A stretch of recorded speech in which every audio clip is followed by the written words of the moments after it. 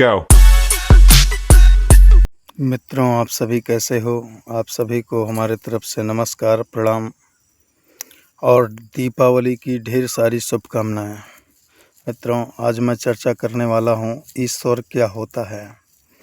क्योंकि ये बहुत बड़ी एक समस्या है कि ईश्वर को कैसे ढूंढा जाए, ईश्वर को कैसे पाया जाए। और लोगों को ऐसा लगता है कि यदि ईश्वर एक बार मिल गया तो सारी समस्याओं का निदान हो ही जाएगा। मित्रों, जहाँ तक मेरी अपनी समझ है, इस बड़े शब्द पर मैं कुछ कहने का जो प्रयास कर पा रहा हूँ वो समझ यही है कि ईश्वर शब्द ऐश्वर्य शब्द से मिल कर के बना है। मेरी नज़र में ईश्वर कोई व्यक्ति नहीं है, ईश्वर कोई इंसान नहीं है कि जिसे हम कहीं खोज कर पा जाएं, बल्कि मेरी नज़र में ईश्वर तो वह शक्ति है जो निरंतर आपके साथ विद्यमान है और आपको स्वचालित कर रही है और आपके जीवन के सभी कार्यों को पूरा करने में पूर्ण रूप से सहयोगी है। उस शक्ति का नाम ही ईश्वर है। ईश्वर, अब मित्रों, ऐश्वर्य शब्द से चूँकि बना है तो ऐश्वर्य आप किसे कहेंगे? ऐश्वर्य वही है जो मनुष्य को समृद्ध बनाए, उसके कद को, उसके सम्मान को और उसकी प्रतिभा को ऊंचाइयों पर लेकर जाए। वही कृत ऐश्वर्य है, वही संपदा ऐश्वर्य है। क्योंकि मनुष्य का सबसे पहले इम्पॉर्टेंट है जीवन, और जीवन को चलाने के लिए यह जो अस्तित्व है, यह जो वृक्ष है, जो धरती है, जो जल है, जो अग्नि है, जो वायु है, जो आकाश है, जो पंचतत्व हैं, यह सभी शब्द ईश्वर के उस ऐश्वर्य शब्द का ही प्रतिनिधित्व कर रहे हैं। क्योंकि ये सभी संपदाएं मिलकर ही हमें जीवन के लिए आवश्यक तत्व प्रदान करते हैं। चूँकि हम अपनी आँखों से, खुले मन से, खुले दृष्टि से इन अस्तित्व की तरफ नहीं देखते हैं मित्रों।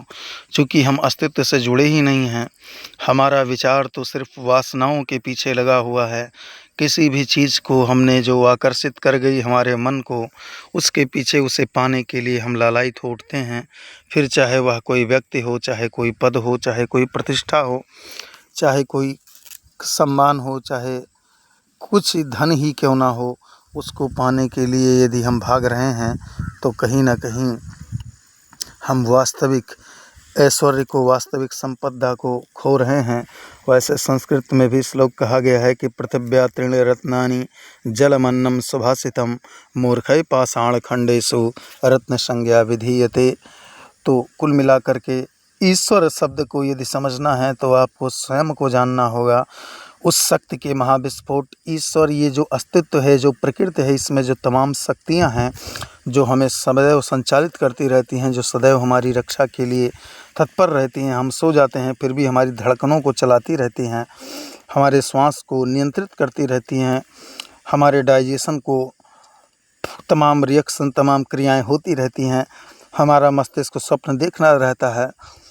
पृथ्वी सतत घूम रही है, सूर्य सतत चलायमान है। प्रकृति का अस्तित्व का कोई भी अंश कभी भी स्थिर अवस्था में नहीं है, सभी के सभी गतिमान अवस्था में हैं। इस गतिमान अवस्था को संचालित करने की जो शक्ति, मित्रों, एक छोटी सी पंखा को चलाने के लिए इतनी बिजली की, विद्युत की आवश्यकता पड़ती है। और इस पृथ्वी पर में इतनी हवाएं चल रही हैं, इन हवाओं में जो शक्ति काम कर रही है, उस शक्ति का नाम ही ईश्वर है। पृथ्वी में यदि आप एक दाना बीज डाल देते हैं, ये पृथ्वी 1000 दाने उत्पन्न करने की जो क्षमता रखती है, इस क्षमता का नाम ही ईश्वर है। एक ही जगह पर गन्ने का भी फसल बो दिया जाए और इमली का भी फसल बो दिया जाए तो गन्ना मीठा होगा, सेब मीठा होगा और इमली उतनी ही खट्टी होगी जितना कि उसके डीएनए में उसको निर्धारित किया गया है।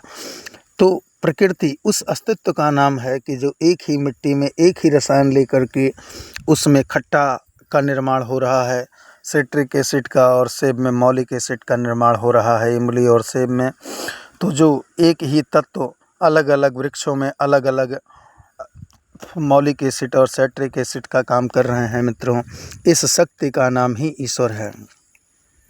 जब आप सो जाते हैं, आपको कुछ भी नहीं मालूम होता, फिर भी आपकी सांस रेगुलेट होती रहती है। आप आनंद के साथ, मस्ती के साथ सारे शरीर की क्रियाएं संचालित होती रहती हैं। उस शक्ति का नाम ही ईश्वर है। मित्रों, आपने अक्सर देखा होगा कि हम सभी जब सो जाते हैं, सोने के बाद जब फिर नींद से उठते हैं तो बिल्कुल ही तरोताज़ा, बिल्कुल ही आनंदित होकर के एक नई ऊर्जा के साथ हम उठते हैं। आखिर ऐसा क्यों? तो ऐसा सिर्फ़ इसीलिए होता है चूँकि उस टाइम पर जब हम सो रहे होते हैं तो हमारे मस्तिष्क में बिल्कुल भी विचार नहीं होता, विचार शून्य होते हैं और उस टाइम पर हम नहीं होते, क्योंकि उस टाइम कॉन्शियस माइंड नहीं बल्कि सबकॉन्शियस माइंड उस समय पर एक्टिव होता है। और उस सबकॉन्शियस माइंड के एक्टिव होने पर हमारी शरीर की जो आत्मीय शक्तियाँ हैं, अर्थात हमारे कॉन्शियस माइंड के शून्य होने पर आत्म की जो ईश्वर की जो शक्ति है वह अपना प्रभाव दिखाती है और हमारे समस्त समस्याओं को ठीक करके, बीमारी थका को ठीक करके हमें एक नई ऊर्जा प्रदान करती है। मित्रों, इतना ही नहीं, यदि किसी आप अच्छे डॉक्टर के पास जाएंगे तो सबसे पहले वह आपके नींद के बारे में पूछेगा, क्योंकि यदि किसी भी व्यक्ति को नींद नहीं आती है तो डॉक्टर कितना भी दवा क्यों ना दे दे, उसकी बीमारी कभी नहीं ठीक हो सकती है। इसके लिए वो सर्वप्रथम नींद के बारे में ही बात करता है, क्योंकि नींद ही ऐसी अवस्था है जिसमें आप नहीं होते हैं बल्कि केवल अस्तित्व होता है, केवल ईश्वर होता है आपके अंदर। जब आप निर्विचार हो जाते हैं, बिल्कुल शून्य में चले जाते हैं, वह अस्तित्व ही आपको जो दिखाना चाहता है वो दिखाता है, वह अस्तित्व ही आपके साथ जो करना चाहता है वो करता है। तो मित्रों, जिस टाइम तक हम सोते हैं उस टाइम तक ये दुनिया मिथ्या होती है, लेकिन हम ईश्वरमय होते हैं, लेकिन उस टाइम पर हम स्वयं को नहीं समझ पाते। तो मित्रों, इस स्थिति यही है कि जब तक हम रहेंगे तब तक ईश्वर नहीं मिलेगा और जब तक ईश्वर होगा तब तक हम नहीं होंगे। इस जीवन का कुछ ऐसा ही तालमेल है। तो अपने स्वयं को मिटाने पर ही आप ईश्वर की भगवत्ता की प्राप्ति कर सकते हैं। जिस प्रकार एक बीज जब मिट जाता है, ज़मीन के अंदर जाकर समाप्त हो जाता है, तभी वो एक नए वृक्ष के रूप में जन्म लेने में सक्षम होता है।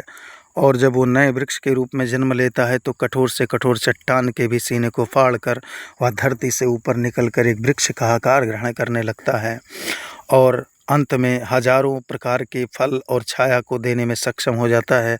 तो मित्रों, उसी प्रकार यदि भगवत्ता की प्राप्ति करनी है, अपने इस बीज रूपी जो है क्षुद्र वस्तु पर, क्षुद्र बीज पर यदि हम वृक्ष बनाना चाहते हैं, हम चाहते हैं कि ऐसे लाखों करोड़ों बीज इससे उत्पन्न हों, तो इसके लिए मुझे स्वयं को समाप्त करना ही होगा। तभी उस भगवत, उस ईश्वर की कृपा से हमारे इस बीज रूपी जो है अस्तित्व में एक वृक्ष का निर्माण हो सकेगा। तो जब स्वयं को हम मिटाएंगे तो निश्चित हमारे अंदर ईश्वर का वास होगा। इसी शब्दों के साथ मैं अपनी वाणी को विराम देता हूँ।